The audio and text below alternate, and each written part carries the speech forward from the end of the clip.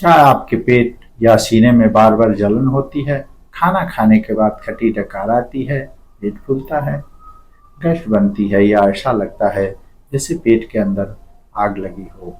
कई लोग हमें सिर्फ गैस समझ करके नजरअंदाज कर देते हैं, लेकिन हर बात पेट में जलन का कारण केवल गैस नहीं होता। कभी यह एसिडिटी, रिफ्लक्स, कभी गैस्ट्राइटिस, कभी पेट के अल्सर और कुछ मामलों में दूसरी गंभीर समस्या का संकेत भी हो सकता है। आज की इस वीडियो में हम जानेंगे पेट में जलन आखिर होती क्यों है, गैस और एसिडिटी में क्या संबंध है, तुरंत राहत के लिए क्या करें, क्या खाएं और क्या बिल्कुल न खाएं, और कौन से लगभग लक्षण दिखाई दें तो डॉक्टर से तुरंत संपर्क करें। वीडियो को अंत तक जरूर देखिएगा, क्योंकि आखिरी हिस्से में हम उन गलतियों के बारे में बताएंगे जो लोग पेट की जलन में अक्सर करते हैं और समस्या को और बढ़ा देते हैं। पेट में जलन क्या होती है, आइए जानते हैं। हमारे पेट में भोजन को पचाने के लिए एसिड बनता है। इसे मुख्य रूप से गैस्ट्रिक एसिड कहा जाता है। यह एसिड सामान्य मात्रा में जरूरी है, लेकिन जब यह पेट की अंदरूनी परत को परेशान करता है या पेट का एसिड ऊपर भोजन नली में यानी इसोफेगस में वापस आने लगता है, तब जलन महसूस हो सकती है।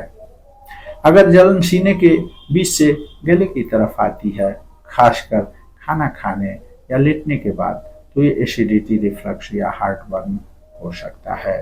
वहीं पेट फूलना, डकार और गैस होना अलग समस्या हो सकती है। हालांकि दोनों समस्याएं एक साथ भी हो सकती हैं। गैस और जलन में क्या अंतर है, आइए जानते हैं। यह बात समझना बहुत जरूरी है। गैस में अक्सर पेट फूलना, डकार, पेट में गुड़गुड़ाहट या गैस पास होने की समस्या होती है, जबकि एसिडिटी या रिफ्लक्स में सीने या पेट के ऊपरी हिस्से में जलन, खट्टी डकार, मुंह में खट्टा स्वाद या खाना ऊपर आने जैसा महसूस हो सकता है। कई लोगों में दोनों समस्याएं एक साथ होती हैं, इसलिए वे हर समस्या को गैस कर टाल देते हैं। लेकिन इलाज का सही तरीका कारण पर निर्भर करता है। पेट में जलन के सामान्य कारण, सबसे पहला कारण है बहुत ज्यादा या बहुत देर से खाना। जब आप एक बार में बहुत ज्यादा खाना खाते हैं तो पेट पर दबाव बढ़ सकता है और एसिड ऊपर आने की संभावना बढ़ती है। दूसरा कारण है खाने के तुरंत बाद लेटना। अगर भोजन करने के तुरंत बाद बिस्तर पर चले जाते हैं तो एसिड रिफ्लक्स की समस्या बढ़ जाएगी। तीसरा कारण है बहुत तला भुना और ज्यादा वसा युक्त या फैट युक्त भोजन लेना। कुछ लोगों में ऐसे भोजन से पेट खाली होने की प्रक्रिया धीमी हो सकती है और रिफ्लक्स की समस्या बढ़ सकती है। चौथा कारण है मसालेदार भोजन। मसालेदार भोजन हर व्यक्ति में समस्या पैदा नहीं करता, लेकिन जिन लोगों को पहले से एसिडिटी, रिफ्लक्स है, उनमें कुछ खाद्य पदार्थ लक्षण बढ़ा सकते हैं। इसके अलावा चाय, काफी, चॉकलेट, शराब और धूम्रपान भी कुछ लोगों में लक्षण बढ़ा सकते हैं। तनाव या स्ट्रेस भी बढ़ा सकता है इस समस्या को। आजकल बहुत से लोग लगातार तनाव में रहते हैं। तनाव सीधे पेट में ज्यादा एसिड पैदा करता है। ऐसा हर व्यक्ति में कहना सही नहीं होगा, लेकिन तनाव या स्ट्रेस और चिंता पाचन तंत्र की कार्यप्रणाली और दर्द की संवेदनशीलता को प्रभावित कर सकते हैं, और कुछ लोगों में पेट की परेशानी ज्यादा महसूस हो सकती है। इसलिए केवल भोजन पर ध्यान देना पर्याप्त नहीं है। नींद, तनाव और जीवन शैली भी बहुत महत्वपूर्ण है आपके लिए, इसका जरूर ध्यान रखिए। जलन होने पर तुरंत आप क्या कर सकते हैं? सबसे पहले देखें कि जलन किस कारण से बढ़ रही है। अगर खाना खाने के बाद जलन होती है तो थोड़ा थोड़ा और धीरे धीरे खाना शुरू करें। एक बार में पेट भर करके खाने से जरूर बचें। खाना खाने के बाद कम से कम 2 से 3 घंटे तक न लेटें, खासकर यदि रात में एसिड रिफ्लक्स की समस्या आपको होती है। सोते समय सिर और शरीर के ऊपरी हिस्से को थोड़ा ऊंचा रखने से कुछ लोगों में रात के रिफ्लक्स में मदद मिलती है।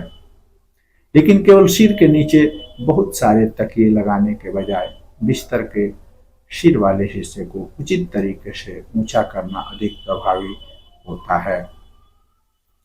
कौन से भोजन से सावधान रहना चाहिए, आइए जानते हैं। यहाँ एक जरूरी बात है, हर व्यक्ति के लिए एक जैसी गैस वाली चीजों की सूची नहीं है।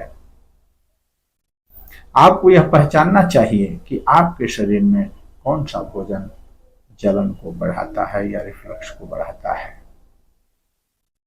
कुछ लोगों में समस्या बढ़ सकती है। बहुत तला हुआ भोजन, बहुत ज्यादा मसालेदार खाना, बहुत ज्यादा चाय या कॉफी, चॉकलेट, पुदीना, खट्टे खाद्य पदार्थ, टमाटर आधारित भोजन, कार्बोनेटेड ड्रिंक।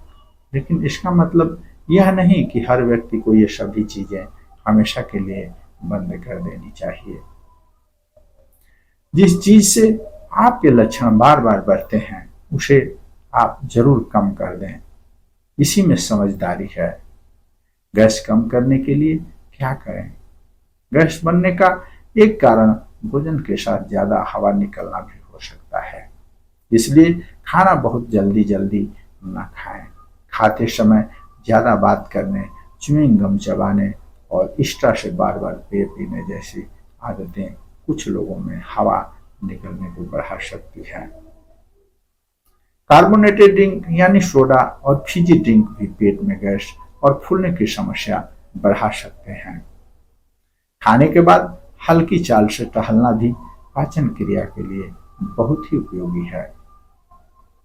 क्या दूध पीने से जलन होती है? बहुत से लोग कहते हैं कि पेट में जलन हो तो दूध पी लीजिए, लेकिन यह हर व्यक्ति के लिए सही उपाय नहीं है। दूध कुछ समय के लिए आराम दे सकता है, लेकिन दूध में मौजूद फैट और अन्य घटक कुछ लोगों के बाद में रिफ्लक्स का या पेट की परेशानी को बढ़ा सकते हैं। इसलिए दूध को पेट की जलन का पक्का इलाज नहीं माना जाना चाहिए। घरेलू नुस्खों से सावधान रहिए। पेट में जलन होते ही कुछ लोग बहुत ज्यादा बेकिंग सोडा, नींबू, सिरका या दूसरे घरेलू प्रयोग करने लगते हैं। यह सही तरीका नहीं है, इसका सदैव ध्यान रखिए। खासकर बेकिंग सोडा को बार बार या अधिक मात्रा में लेना आपके स्वास्थ्य के लिए ठीक नहीं है, क्योंकि इसमें सोडियम की मात्रा काफी होती है और शरीर के इलेक्ट्रोलाइट संतुलन पर इसका असर पड़ सकता है। इसी तरह किसी भी घरेलू नुस्खे को एसिडिटी का अस्थायी इलाज समझना ठीक नहीं है। दवा कब और कैसे लें? अगर कभी कभार हल्की जलन होती है तो फार्मेसी में मिलने वाली कुछ एंटासिड या एसिड कम करने वाली दवाएं अस्थायी लाभ आपको दे सकती हैं। लेकिन यदि आपको बार बार दवा की जरूरत पड़ रही है तो केवल दवा लेते रहना ही इसका सही तरीका नहीं है। आप अपने डॉक्टर से मिलें और अपनी समस्या को बता करके उचित इलाज कराएं। वह आपको एंटासिड, एटू ब्लॉकर या पीपीआई जैसे दवाओं में से उचित दवा और अवधि तय करेंगे। खासकर लंबे समय तक खुद को एसिडिटी की दवा लेने के बजाय कारण की जांच कराना बहुत ही अच्छा है। कब समझें कि समस्या गंभीर हो सकती है? आप इसको बिल्कुल ना नजरअंदाज करें, इस पर जरूर ध्यान दें। अगर पेट या सीने में जलन के साथ सीने में तेज दर्द, सांस फूलना, ठंडा पसीना, चक्कर या दर्द बाह, कंधे, पीठ या जबड़े तक फैल रहा हो तो इसे केवल गैस समझ करके घर पर इसका इलाज न करें, न इसे नजरअंदाज करें।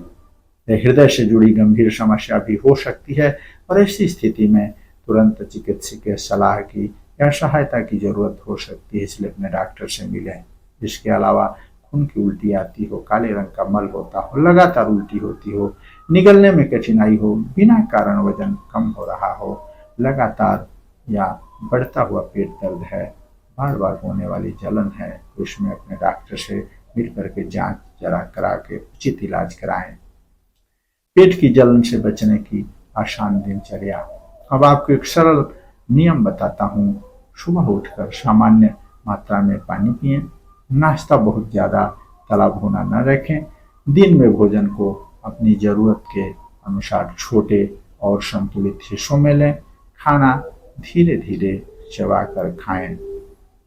बहुत देर तक भूखे रहने के बाद अचानक बहुत ज़्यादा मात्रा में खाना न खाएं, इससे बचें।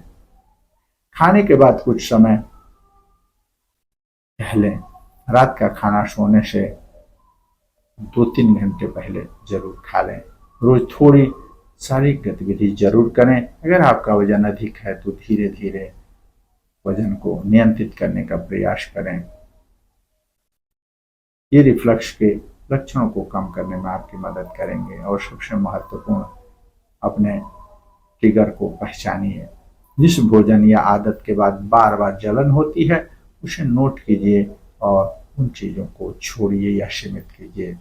मित्रों, पेट में जलन को हर बार सिर्फ गैस समझ करके अनदेखा मत कीजिए। कभी यह साधारण अपच या रिफ्लक्स हो सकता है, लेकिन बार बार होने वाली जलन किसी दूसरी बीमारी या समस्या का संकेत भी हो सकती है।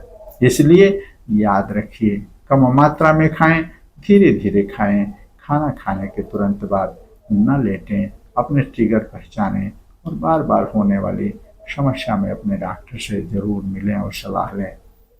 और अगर सीने में दर्द के साथ सांस फूलना, पसीना या दर्द या हाथ या जबड़े तक जाना जैसे लक्षण हो तो उसे गैस समझकर बिल्कुल इंतजार न करें, तुरंत अस्पताल जाएं और अपने डॉक्टर से मिलें। वीडियो अच्छी लगी हो और उपयोगी हो तो शेयर करें, लाइक करें, चैनल को सब्सक्राइब करें। स्वस्थ रहें, सुरक्षित रहें, सदैव खुश रहें। धन्यवाद। तब तक के लिए जय श्री कृष्ण।